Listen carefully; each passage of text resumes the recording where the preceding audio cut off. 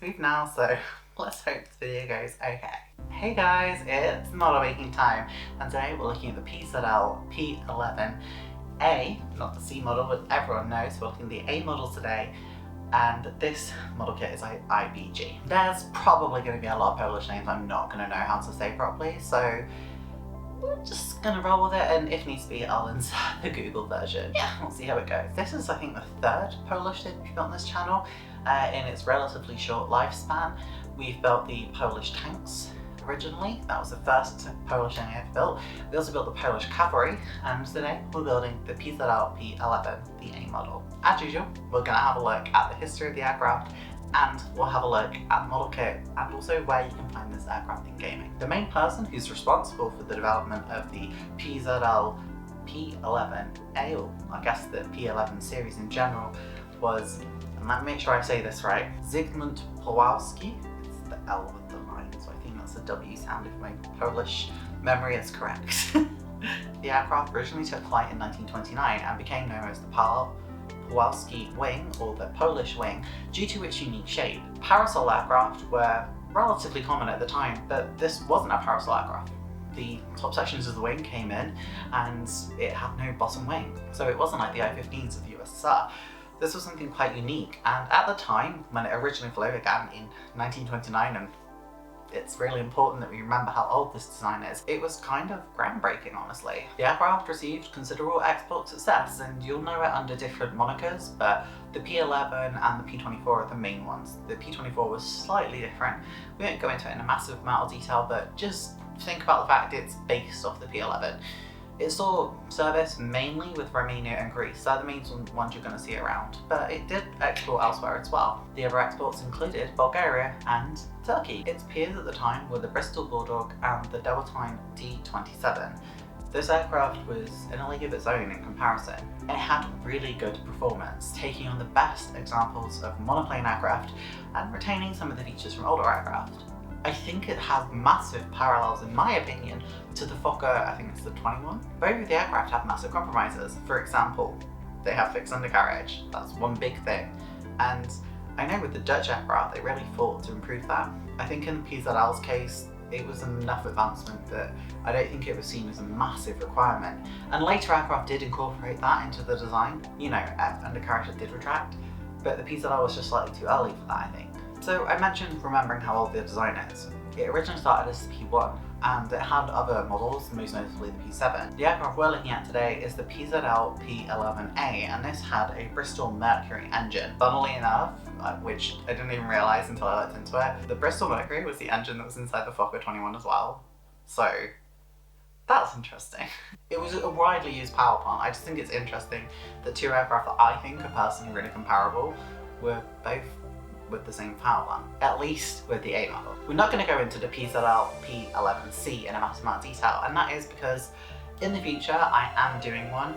There is a massive project I have planned that's probably going to happen sort of summer, autumn time, and the PZL P11C does feature in that, so stay tuned for that. I don't know if I'm going to do any updates prior to that project happening, but it will happen, trust me. At the outbreak of the Second World War, Poland had several variants in service. They had 109 PZL P11Cs, 20 PZL P11As, and 30 of the earlier P7s. Yikes. There was even a prototype version of the PZL P11G that was used in the defense of Poland. Every single aircraft that was capable of defending Poland was used. It was an incredible movement of aircraft.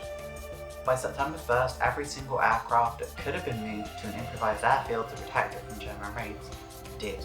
What's worth noting as well is it wasn't just that the German fighters were faster, the German bombers were faster than this aircraft. So this aircraft pretty much had to be in the right place at the right time, or maneuver aircraft into sort of a line of sight for it to actually catch up and kill anything, because it wasn't going to catch anything. There was no pursuit for this aircraft. It was a case of kill it or it gets away. Following the fall of Poland, the aircraft weren't used anymore as sort of frontline aircraft. They were used as training aircraft, or at least in Romania. In Hungary there was one that sort of landed there, and it was used as a glider tug. Okay. You do you, Hungary. For Romania, they dismantled any of the older veteran aircraft and they were used as spare parts. At this point, Romania had started to move on to their own aircraft and aircraft that were received from Germany, such as the Bf-109 and also the IAR-80, which was their own aircraft, but that's a story for another video. It's sad, really. The PZL P11 was a groundbreaking aircraft, but much like other air arms of Europe, Poland failed to modernise. They did have aircraft in development like the P50, which could have really seen a massive change to the war, but much like the tank wars, they just didn't have enough of the newer designs to shift the tide of war. Let's have a talk about this model kit itself. From what I can see, this kit from IBG is from 2019, so it is quite a new tool. And you'll see in the unboxing and during the construction of this kit, but it's kind of impressive, especially for the price that you get this kit for. I actually got mine in a double set for my birthday last year. I got the Parasol and the P11 both in the same kit. It's a training set, so both aircraft are training aircraft, so they're not the combat ready variants. I don't think there was really much difference other than the fact this is the P11A model rather than the C model, which, you know, is more widely known as the Defender of Poland. So I don't think really this has to be a training set, but it's just how it comes. And it's a nice little set, honestly. It's really good value. The P11A on its own comes for about €10, which is about £8 to £9. So it's, again, pretty good value for what it is. There are older kits that sell for that price, so I definitely recommend it. The PZL P11 in gaming. Well, this is a new section that I'm looking to bring in. The PZL P11 isn't in a lot of video games. So in gaming, there are two main places you can find this aircraft. Firstly, in War Thunder. Now, this is probably a shock to a lot of people, but there is a mod for it in War Thunder. It is single player only at the moment because it's in the earlier stages, and until Gaijin add it as an aircraft, which hopefully one day they will, but if they add it, it will become a proper flyable, playable aircraft. At the moment, it's an external view only. The cockpit is just sort of that blank degrees of climb view, but it works really well. There are some issues with the gun alignment, and I guess you can tell it's unfinished, but you can fly it in defense of Poland against Stukas and Bf-109s, and honestly, I flew it and I had an absolute blast. But if you want more of a comprehensive view of the aircraft, look no further than IL-2 1946. One of the veteran aviation combat games, and something that I flew a lot as a kid on my old laptop flying online. IL-2 1946 is an incredible game. It's normally available for like a couple of euro or a couple of quid when it's on sale, and even at full price I think it's less than €10 or 10 quid. It's really worth the money. With the shader upgrades you can get as well, or the general texture upgrades, the game can look pretty incredible even for such an old game. So I highly recommend it, regardless of the PZL P11. Now, the modding scene for this game is crazy, and there are a lot of aircraft out there, from like World War II aircraft up to modern era, so there's a lot you can get. To me, it sort of filled the gap that Combat Flight Sim 93 left behind. Now, of that are a lot of PZL aircraft, including the PZL 11C.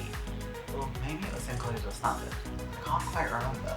Okay, I just checked. It was. Now, the footage you're looking at now, and I can't remember the channel name, I'm really sorry at the time of recording, and it's quite late, I can't show you to check, but I'll leave the channel in the description below and in a comment. But this is footage from IL-2 1946.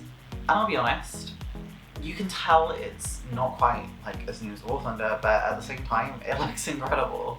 And if you want a really comprehensive experience that's realistic, flying against Stukas or Bf-109s like in War Thunder, but more complete, you can fly in cockpit. It's so cheap as well that I just think it's worth it. There are some other iterations of the aircraft out there, and I've seen it floating around for things like Flight Simulator 2, and I think if I remember correctly, there was a Flight Simulator X model, but I wouldn't quote me on that. It's something I had a long time ago, and I have a horrible feeling it's an FS 2004 model that's been upgraded to FSX and didn't have the best performance in the world. I guess at this point, I should ask you to subscribe, huh? I'm not going to ask you too much, but if you like what you're seeing here, drop a subscribe. If you don't, I guess.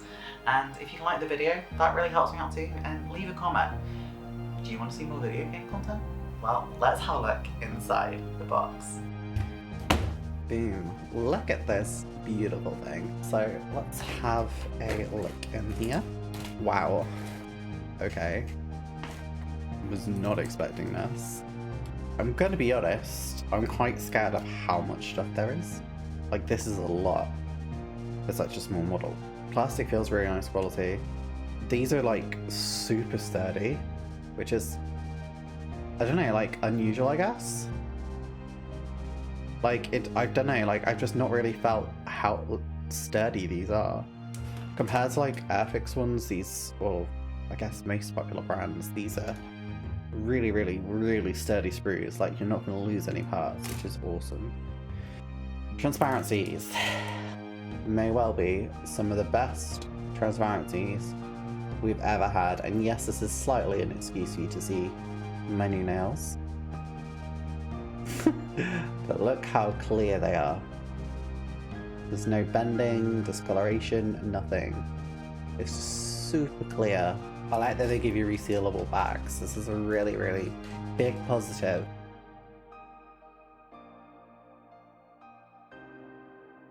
Well, we've had a look inside the box and it looks pretty damn good. It's time to build the PZL P11A. On to the construction of the PZL P11A. And, well, there was some photo etch, and we didn't discuss it a lot at the start of this video, but photo etch is something that very much scares me. I think anyone who's watched me build models live knows that photo etch is not one of my stronger points, and that remains certainly the case in this model today. I did try and use it in the cockpit, and you can see my Revell Quick Fix resin pen there. It didn't really work, I'll be really honest, and I ended up having to sort of compromise a lot. There were a lot more resin parts that were meant to be used in the rest of this model. You can see the whole sheet there, including a lot of parts on the engine, and in the end I opted not to do them because I did not feel like I could do them properly, particularly because I need to get super glue with a decent applicator. Really cheap super glue in the UK comes in like really small bottles and they just flow everywhere. I need to get some decent super glue, like a brush or something, or I guess maybe even some epoxy. I've not really done resin builds or photo etch builds before, so it is something of a learning curve. The only time I did it was when I built my CT4, so yeah. The rest of the aircraft is relatively easy to put together. You can see me assembling the wings there, and I didn't really mention it in the unboxing, but my god, this texture on the wings, sorry if you can hear my cat in the background, just destroying things outside, but the wings themselves have an amazing texture. You can feel the stretched fabric feel to them, which is kind of amazing, and I don't think I've really felt many model kits that have sort of that feeling so well presented, or represented I guess, on such a small scale model. So that was really, really impressive, and has made me really want to look at other IBG kits in the future, if I'm honest. Putting the cockpit into place was not the hardest thing, but it's a really weird shape. Because you're building the frame of the cockpit rather than a tub, which I guess you'd see probably most model kits of this scale, it just felt a bit odd, and I was really worried about not getting it together properly. It also feels weird because the aircraft doesn't have the tail on either, so it feels really tiny. I mean, when you're comparing a wingspan to the fuselage length, it just looks insane. I was just using regular poly cement and it all went together kind of like a dream, to be honest. You can see the engine cowling up it on there, and there should have been a lot of photo etch parts inside, but again, I skipped on them, and it's completely okay if you're not comfortable doing photo etch, or you just aren't that bothered and just want a quick, nice build. It's okay to skip it. Don't let anyone tell you otherwise, because you can do whatever you want to do in model making. Now the rest of the model was putting sort of the tail section together, which I think you can see me doing there, popping the prop on and the wheels. Now the wheels were a surprise because I was worried these were going to be really weak and compromise the aircraft itself by letting it droop and maybe damage the propeller when it falls down, but honestly it's like sat right over there, and it's been on my windowsill probably for about 3 weeks I think since this video originally, or the stream originally went up, and it's not needed anything. The only thing I did, I think, was I readjusted some of the glue. Well, I re-glued it just so I could readjust the angle of the wheel. The paints I'm using there, you can see I'm mixing my own sort of mix. I'm using a light grey and sky blue, and on the top it's a combination of two different browns, and that's because I couldn't quite find one that matched exactly. I used the photo on the front of the box and some online images for reference to make sure I was getting colour as close as I can, and I'll be really honest with you, I'm really proud of how close this colour match is. I think I did a really good job matching the paints. So yeah, I'm impressed. Colour me impressed. There were some bronze areas that you needed to do on the engine, including on the cowling itself, which I didn't really do. And then later on, I think I noticed that they're meant to be more of a matte than a bronze, so I remixed them again, brown with bronze, to make this really unique colour to go on the engine cowling. So it's slightly different, but not exactly the same as the remainder of the aircraft. There weren't really many parts, otherwise you had to paint different colours. Obviously the landing gear is going to have its own colours to it, and the struts of the that connect to sort of the Parasol-esque wing need, or the PZL, I guess, the Polish wing, they need to be painted as well. So decaling was really easy. There aren't a lot of decals to shove on this aircraft. I did one of the squares the wrong way around before. Find it really hard to work out which way around to go, and it has the massive ones underneath that I absolutely adore. I've always loved the Polish insignia, so putting it on this, I think, it looks so cute. It really does remind me of flying this aircraft in flight sims as a kid, which I think is how I first ever found this aircraft. After I put them on, everything had a layer of decal fix, and I left it to dry before applying a satin varnish coat, acrylic varnish coat, which was from a humble rattle can. So that's how I finished up the model. But yeah, you can see there, guys. I think it looks pretty good. I mean, I probably could have done better, but hey-ho. That was a journey. Now, I do want to add a few points in, because I didn't film every step of the construction here. I've made the canopy, and for whatever reason, I threw the actual canopy that came with it away, so let's not rate that too hard. I didn't have any super glue, so I couldn't make the photo etch one properly, so what I've done is I used some resin, the UV Revel Quick Fix resin, to fix the photo etch together, and then filled in the clear parts with resin. It looks bad. That's not the kit's fault, that's my fault, but hey, at least I did something. Let's have a look at the PZL as it stands.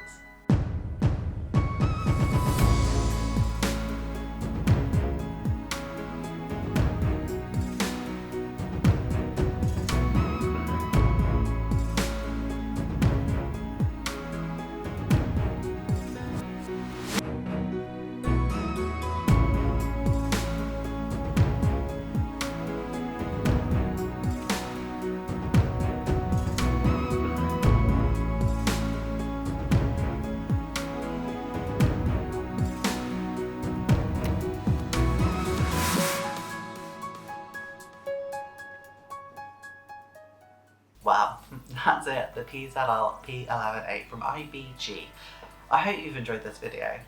I don't think I went too in depth in terms of the history of this video, but I really enjoyed it. It's a really quirky aircraft, and part of the reason I didn't go too in depth is because I'm doing the PZL P11C later on, and I'll be honest, I've not had a great week mental health wise, so I needed to do a lighter video today. I hope you don't mind. I'm really happy with how this came out. The custom mixing of the paint, I got the colours spot on. And I really think the texture of the aircraft comes through so well. This kit is absolutely incredible for the price. If you're asking me buy or fly, obviously I'm saying buy this kit. It's beautiful. I really enjoy putting this kit together. Despite the fact it has a lot of photo etch, which I think is off-putting, you don't have to put that in, and if you're like me, just don't, honey. Like, I get that most model makers out there are going to tell you take your time, put the photo etch in. but if you don't want to do it, just don't. Like, no one's forcing you. And you can get an excellent result like I have without doing so. I wish I'd use something other than decal fix, but now I have a massive bottle of that, I'm gonna have to use it, aren't I? I think it's still set the decals really close to the surface, but I think I could have got a more flat and textured finish if I'd used, I don't know, microset or whatever. Either way, thank you so much for joining me on this video. I hope you've had an amazing time, because I know I have. See you later. Bye! Thanks for watching the video. I really appreciate it. Hit the subscribe button and notification bell to be notified of every new video on Mondays. You'll also be able to see me stream live on YouTube. Thanks again, I really appreciate it. Have fun modelling!